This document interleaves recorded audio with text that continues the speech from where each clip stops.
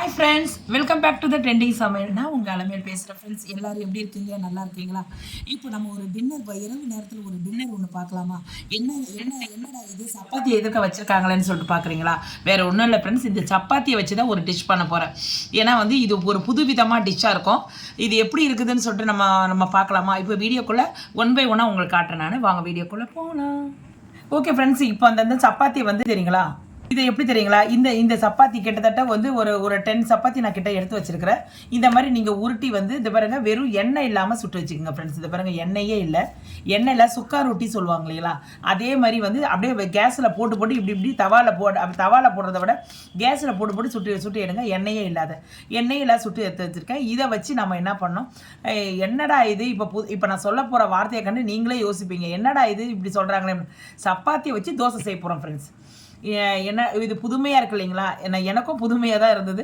ஆனால் அதுக்கப்புறம் நான் எங்கள் ஊரில் இது செய்வாங்க. அதனால் அதை கொண்டு நாங்களும் இங்கே சென்னைக்கு நாங்கள் செய்ய ஆரம்பிச்சிட்டோம் ஃப்ரெண்ட்ஸ். அதனால தான் அதை உங்களுக்கு நான் செஞ்சு காட்டுறேன். நான் இது எப்படி செய்யலான்னு சொல்லிட்டு இப்போ வீடியோக்குள்ளே காட்டலாமா? வாங்க போகலாம்.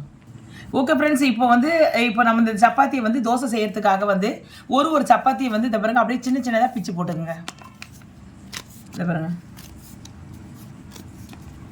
இப்படி எல்லாத்தையும் நம்ம பிச்சு போட்டுக்கலாம் ஃப்ரெண்ட்ஸ். சின்னதாக பிச்சு போட்டுக்கலாம். இது ஒரு புது விதமாக இருக்கும் ஃப்ரெண்ட்ஸ். நான் திருநெல்வேலியில் இருந்தோம். திருநெல்வேலியில் இருக்கும் போதெல்லாம் இது செய்வாங்க. அங்கே ஊர்லலாம் எங்கள் அம்மா அப்பா எல்லாரும் அங்கே இருக்கிறனால அவங்க எல்லாம் செஞ்சாங்க. அதை நான் பார்த்துட்டு இப்போ சென்னைக்கு வந்துட்டனால இதை நாங்கள் செஞ்சு காட்டுறோம். உங்களுக்கும் செஞ்சு காட்டுறோம். எப்படி இருக்குதுன்னு நீங்களும் டேஸ்ட் பண்ணி பாருங்களேன். இது எப்படி இருக்குதுன்னு சொல்லிட்டு இப்போ நம்ம பார்க்கலாம். இப்போது நல்லாயிருக்கும் ஃப்ரெண்ட்ஸ். ஆனால் நம்ம நெல் சப்பாத்தி செய்கிறோம் இல்லைங்களா, அரிசி மாவு சப்பாத்தி செய்கிறோம் இல்லைங்களா, அரிசி உளுந்தெல்லாம் போட்டு அந்த சப்பாத்தியை விட அவ்வளோ சூப்பராக இருக்கும். இது நமக்கே அவ்வளோ சாஃப்டாக இருக்கும். நான் உங்களுக்கு நான் செஞ்சு நான் கையாலேயே நான் எப்படி இருக்குன்னு சொல்லிட்டு நான் உங்களுக்கு காட்டுறேன் ஃப்ரெண்ட்ஸ். இது மாதிரி நம்ம எல்லா சப்பாத்தியும் சின்னதாக பிச்சு போட்டுக்கோங்க. ஓகே ஃப்ரெண்ட்ஸ், இப்போ பாருங்கள், நம்ம எல்லாத்தையும் இதில் பிச்சு போட்டோம். இதை நம்ம அப்படி பவுலில் ட்ரான்ஸ்ஃபர் பண்ணிக்கலாம். ஓகே ஃப்ரெண்ட்ஸ், இப்போ பவுலில் நம்ம ட்ரான்ஸ்ஃபர் பண்ணிட்டோம். இதில் தண்ணி ஊற்றக்கூடாது ஃப்ரெண்ட்ஸ். தயிர் வச்சுருக்க பாருங்கள். இந்த தயிர் கொஞ்சம் அப்படியே உள்ளே ஊற்றிடுங்க. அவ்வளோ இதை உள்ளே ஊற்றிட்டு அப்படியே ஒரு டீஸ்பூனில் கலக்கி வச்சிடணும். இதை பாருங்கள், நல்லா இதை கலக்கிடுங்க ஃப்ரெண்ட்ஸ். ஏன்னா இது கொஞ்சம் நல்லா ஒரு 10 நிமிஷம் ஊறட்டும் ஃப்ரெண்ட்ஸ். இந்த தயிரில் போட்டு சப்பாத்தியே நீங்கள் சாப்பிடலாம். ஒரு 5 நிமிஷம் இது பொறுத்து சாப்பிட்டாவே அவ்வளோ டேஸ்ட்டாக இருக்கும் ஃப்ரெண்ட்ஸ். இது நல்லா ஊறட்டும். நல்லா கொஞ்சம் தோணை ஊற்றிக்குங்க. தண்ணி ஊற்றக்கூடாது. அப்படியே கொஞ்சம் கட்டி தயிராகவே இருக்கணும். தண்ணியெல்லாம் ஊற்றி மோராக்கி கலக்கியெல்லாம் ஊற்றாதீங்க ஃப்ரெண்ட்ஸ். இது இதில் கொஞ்சம் நல்லா ஊறட்டும் ஃப்ரெண்ட்ஸ். இப்போ ஒரு டீஸ்பூன் சுகர் ஆட் பண்ணிக்கோங்க ஃப்ரெண்ட்ஸ். ஒரு டீஸ்பூன் ஆட் பண்ணால் போதும். அப்படியே ஆட் பண்ணி ஃபுல்லாக கலக்கிக்கிட்டு ஒரு 10 நிமிஷம் அப்படியே ரெஸ்ட்டில் விட்டுருங்க ஃப்ரெண்ட்ஸ். பதப்படுத்திடுங்க ஃப்ரெண்ட்ஸ். ஒரு 10 நிமிஷம் கழித்து நம்ம பார்க்கலாம். இப்போ நல்லா ஒரு 10 நிமிஷத்துக்கு முன்னாடி ஒரு 1/4 ஹவர் கூட ஊறிடுச்சு. எவ்வளோ ஊறுதோ அவ்வளோ டேஸ்ட்டாக இருக்கும் ஃப்ரெண்ட்ஸ். ஏன்னா அப்போ தான் நம்மளை மிக்ஸி பவுலில் போட்டு தோசைக்கு நல்லா வார்த்தை எடுத்த முடியும், நல்லா அரைக்க முடியும். இப்போ அப்படியே ஒரு மிக்ஸி பவுலில் போட்டுடலாம். ஒரு மிக்ஸி பவுல் எடுத்துக்கோங்க. அதில் இதில் கொஞ்சம் கொஞ்சமாக இப்போ நம்ம ஊற வச்சிருக்கிற சப்பாத்தி இதில் போட்டுடலாம்.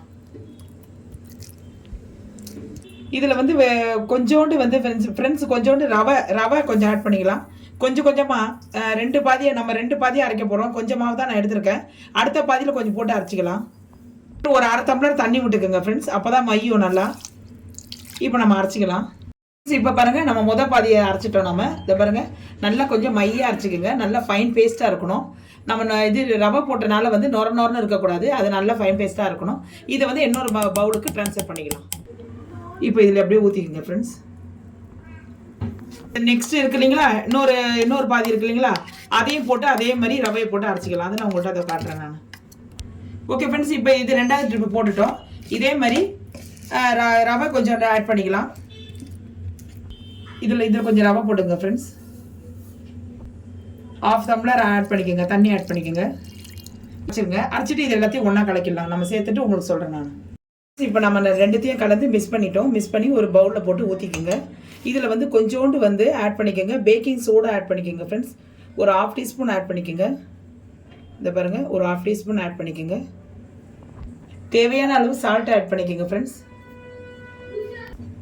இப்போ நல்லா தோசை மாவு பதத்துக்கு கொஞ்சோண்டு தண்ணி ஊற்றி நல்லா கரைச்சிக்கோங்க ஃப்ரெண்ட்ஸ். நல்லா தோசை மாவு பதத்துக்கு. உங்களுக்கு பேக்கிங் சோடா இல்லைன்னா நீங்கள் ஈனோ வாங்கி நீங்கள் கலந்துக்குங்க. ஏன்னா அது புளிப்பு தன்மை இருக்கிறதுக்கு தான் நம்ம பேக்கிங் சோடா போடுறோம். இந்த பாருங்க நான் கலக்கினோடனே பார்த்தீங்களா நொறையா வந்துச்சு பார்த்தீங்களா, அதுதான் நீங்கள் ஈனோ வந்து இந்த மெடிக்கல் ஷாப்பில் இருக்கும், அது ஒன்று வாங்கி நீங்கள் கொஞ்சம் போட்டுக்கோங்க. ஒரு தவா வச்சுக்கோங்க. தவா வச்சுக்கிட்டு மாவு தேவையான அளவு கொஞ்சோண்டு ஊற்றிக்கோங்க ஃப்ரெண்ட்ஸ். ஊற்றியே வந்து உங்களால் கூடுமான வரைக்கும் நீங்கள் வந்து அப்படியே நைஸாக அப்படியே ஃபுல்லாக அப்ளை பண்ணிவிடுங்க. கையை விடாதீங்க, கையை விடாத பண்ணுங்கள். ஓகே ஃப்ரெண்ட்ஸ், இப்போ பாருங்கள் நல்லா கொஞ்சம் வந்துட்டுருக்கு. இப்போ இந்த மேலே இருக்கிறது இதை பிடிச்சிக்கிடுங்க. அப்படியே வந்து இந்த பாருங்கள் முருகலாக இருக்குது பாருங்கள். அப்படியே அவ்வளோதான் ஃப்ரெண்ட்ஸ், அவ்வளோதான் ஃப்ரெண்ட்ஸ். அப்படியே வந்து இன்னொரு தோசையை நான் போட்டு காட்டுறேன் உங்களுக்கு. தோசை போட்டுடலாம் ஃப்ரெண்ட்ஸ், உங்கள்கிட்ட நான் காட்டுறேன். அதே மாதிரி மாவு கொஞ்சமாக லைட்டாக எடுத்துக்கோங்க. லைட்டாக எடுத்துட்டு கூடுமான வரைக்கும் அப்படியே நீங்கள் தூக்கி விட்டுருங்க.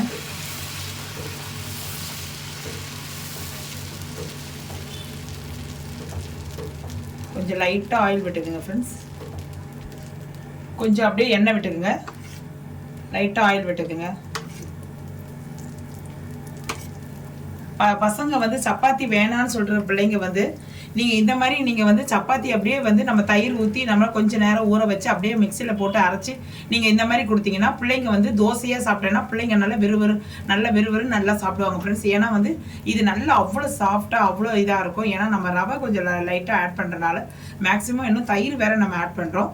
அதனால் வந்து டேஸ்ட் அதிகமாக இருக்கும், பிள்ளைங்க நல்லா சாப்பிடுவாங்க. அதுக்கு ஒரு சட்னியை ரெடி பண்ணிடுங்க, நல்லா சாப்பிடுவாங்க ஃப்ரெண்ட்ஸ். ஏன்னா நேற்று நைட்டு நம்ம இப்போ நைட்டு செய்கிறோம் இல்லைங்களா, சப்பாத்தி செய்கிறோம், அது மீந்து போயிடுது.